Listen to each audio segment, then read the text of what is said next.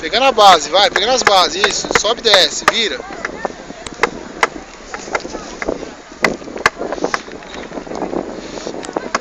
Pra andar de skate, não é pra bancar o perfil não, vamos lá. Tem base, vai.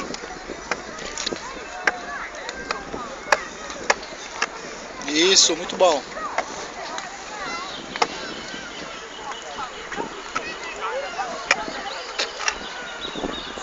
Agora é uma base diferente. Vai ser uma base diferente. É, isso. Uma base diferente, ó. Pra fazer uma manobra? Ô, já quer fazer manobra? Apresenta seu skate pra mim, vem cá, apresenta seu skate pro pai. Levanta ele.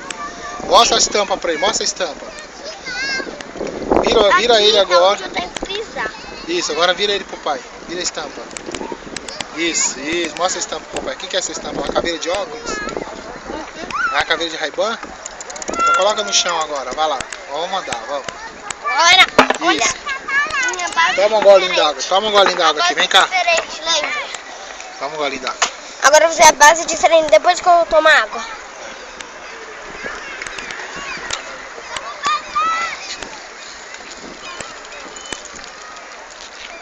A base diferente.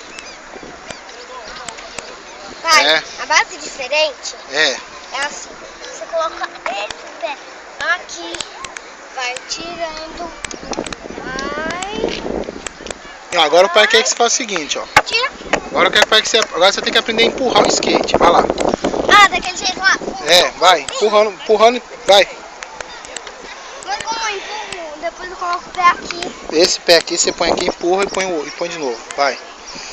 Vai. Assim. Isso, vai. Ai, meu pé dói. Alinha a perna. Ali. Isso, vai. Isso, de novo, olha pra frente. De novo, isso, muito bom, é a base, vai lá, vai lá. Agora é base. Volta. Eu uso as bases pra fazer pro outro lado. Vai, agora volta, vai. Agora vai. Agora a perna aqui. Isso. Olha pra frente. Opa! Primeiro tombo. Volta aqui agora.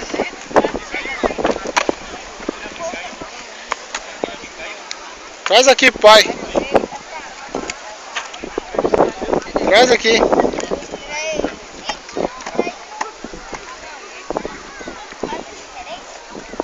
Vem.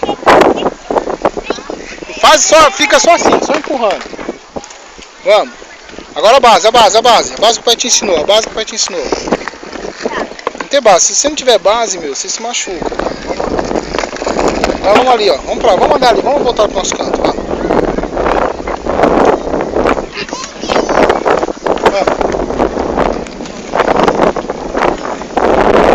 Ó, ali, ó. Vem ali, vamos aqui nessa reta, aqui é legal. Aqui, É,